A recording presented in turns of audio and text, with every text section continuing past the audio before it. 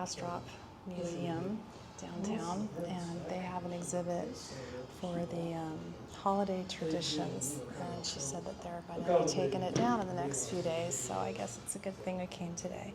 So let's take a look and see what they have on display here.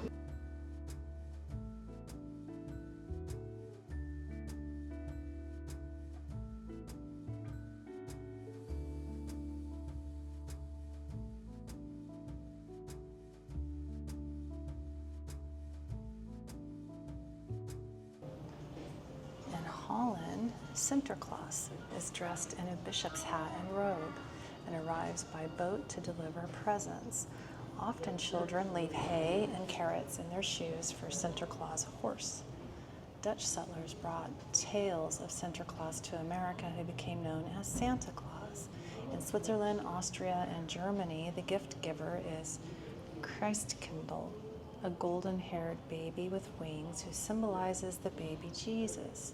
Later, German settlers adopted the American Santa Claus as their gift giver, who they called Christkindl.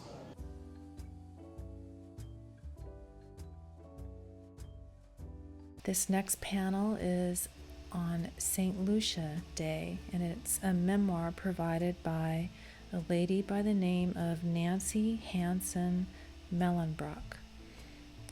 As the Christmas season begins, we celebrate St. Lucia Day on December 13th, a cherished Swedish tradition honoring the bringer of light. This day holds a special place in our hearts, marked by the sight of the eldest daughter wearing a crown of candles, symbolizing hope and the promise of brighter days ahead.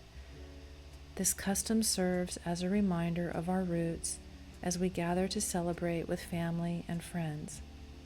As my ancestors immigrated to America, they brought these traditions with them, blending the old with the new and creating a unique tapestry of celebration that has evolved over the years while keeping the essence of our Swedish heritage alive. The photograph of this panel, you can read the rest if you would like, and she says that as her traditions have evolved, the love and tradition we share as a family is as strong as it was 80 years ago and now represents 6 generations.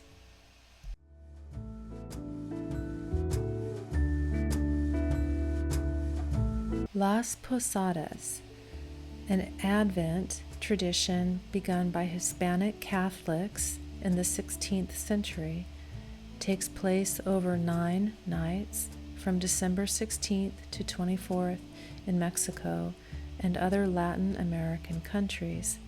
In Spanish, the word posada means an inn or shelter.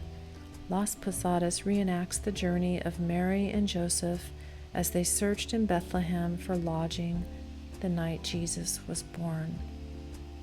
And you can read the rest of the information in the photo.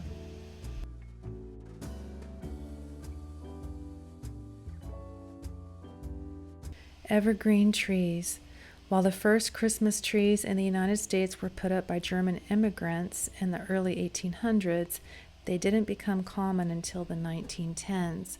There goes on to list quite a lot of information about evergreen trees, such as they don't lose their color or drop their needles even in winter.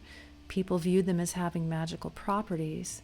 And in Slavic custom, a branch of pine, spruce, or fir was hung close to the ceiling to protect them from diseases. The branches were decorated with fruits, nuts, and paper cutouts meant to guarantee prosperity and love. And you can read the rest in the photo.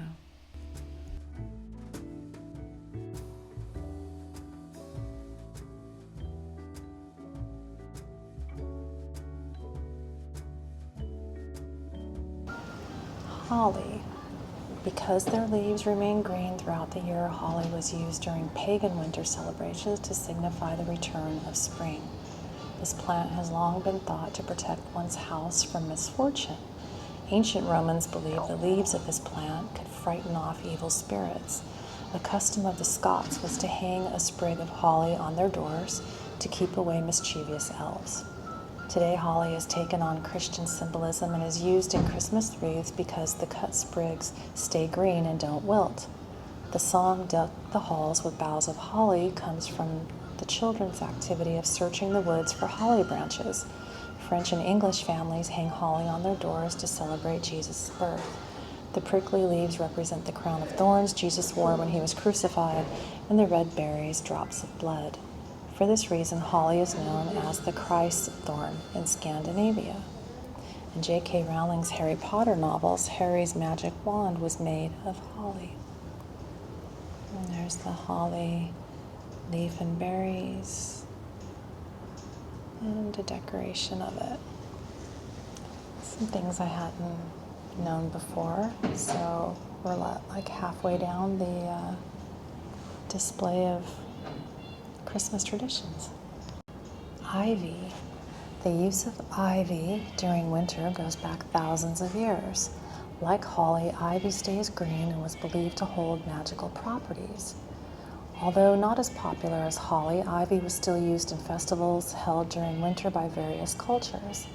This evergreen plant symbolized eternal life, rebirth, and the spring season. In some cultures, ivy was a symbol of marriage and friendship, perhaps because it must cling to something to support itself as it grows. For this reason, Christians believe that ivy reminds us of humanity's need for divine support. Mistletoe. For centuries, mistletoe has been regarded as a magical plant.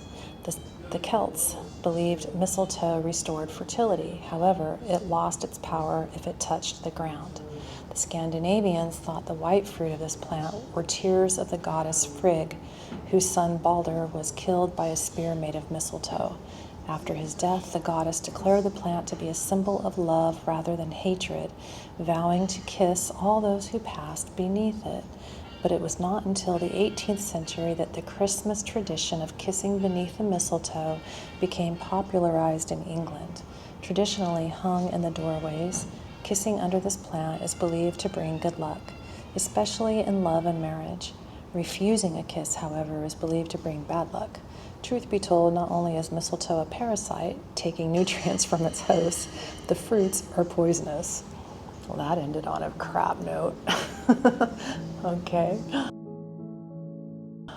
All right, poinsettia, also known as I'm gonna butcher this, Flor de Nochebuena, flower of Christmas Eve, and the Christmas star. The poinsettia plant comes from Mexico. The name poinsettia comes from Joel Roberts Poinsett, America's first ambassador to Mexico, who brought it to the United States in 1828. According to legend, a poor young girl named Pepita longed to give Jesus a present. She had no money, so she tied a few sprigs of a plant growing by the roadside in a bouquet and laid them on the church altar. To the surprise of the congregation, the color of the leaves changed from green to red. It was regarded as a miracle and became a symbol of Christmas.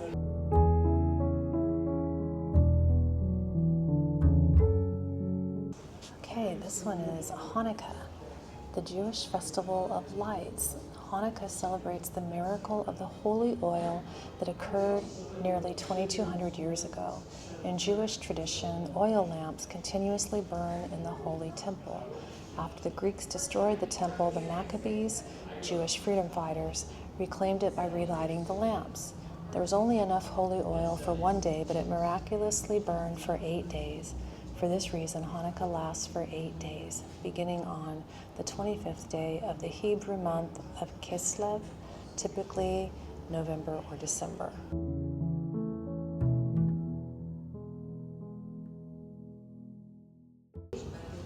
Kwanzaa, created in 1966, the year I was born, by Dr. Malana Karinga. A professor of Africana Studies, Kwanzaa draws inspiration from traditional African harvest festivals. Kwanzaa, meaning first in the East African language of Swahili, is a celebration of African American culture, heritage, and community. It is a 7-day festival observed from December 26th to January 1st. Oh, there's a lot of words here. I'm just gonna go ahead and film it and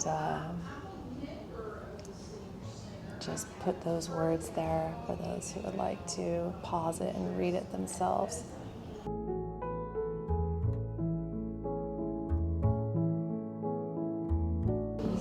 Okay, the Chinese New Year, also known as the Spring Festival. Chinese New Year marks the beginning of a new calendar year. The holiday starts on the first new moon of the first month of the lunar calendar. Because of this, the date is different every year. However, it usually falls between mid-January and mid-February and lasts for 15 days. Parades of dancing dragons are also essential to the celebrations and are believed to bring good luck. In fact, the longer the dragon, the more luck it brings. The celebrations end with the Lantern Festival. Paper lanterns are hung and lit to light the way for the new year. Every Chinese New Year has a different animal associated with it. These animals are tiger, rabbit, dragon, snake, horse, goat, monkey, rooster, dog, pig, rat, and ox. When I was a little girl living in Vallejo, California, we did a Chinese New Year celebration and made a dragon to carry throughout the schoolyard and make it like float up and down like a dragon in the sky. And I don't know if I'm pronouncing this right, but I seem to remember saying Gung Hei Fa Choi, like Happy New Year, from, God, I was in like, I think 2nd or 3rd grade. So I just remember it was pretty and the dragon was really cool. So there you go, Chinese New Year.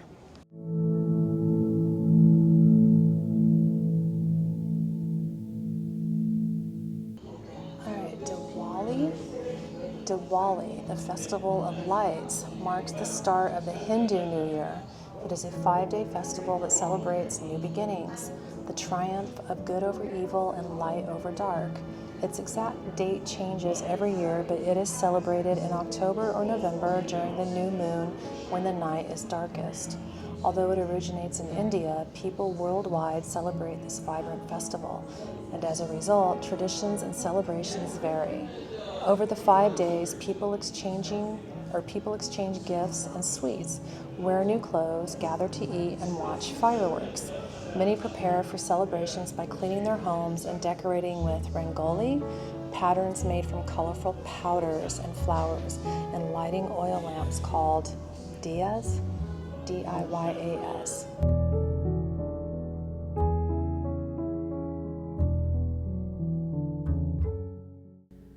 Ramadan, during the 9th month of the Islamic lunar calendar, when the first crescent moon is seen after sunset, Muslims worldwide celebrate the holy month of Ramadan.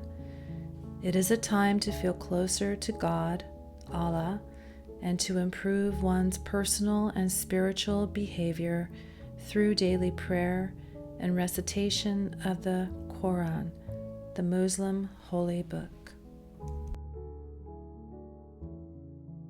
That concludes the display of holiday traditions from around the world here in Bastrop, Texas. I hope you enjoyed watching and learned something, and have a wonderful 2025. May it be an amazing, incredible, magical year for you.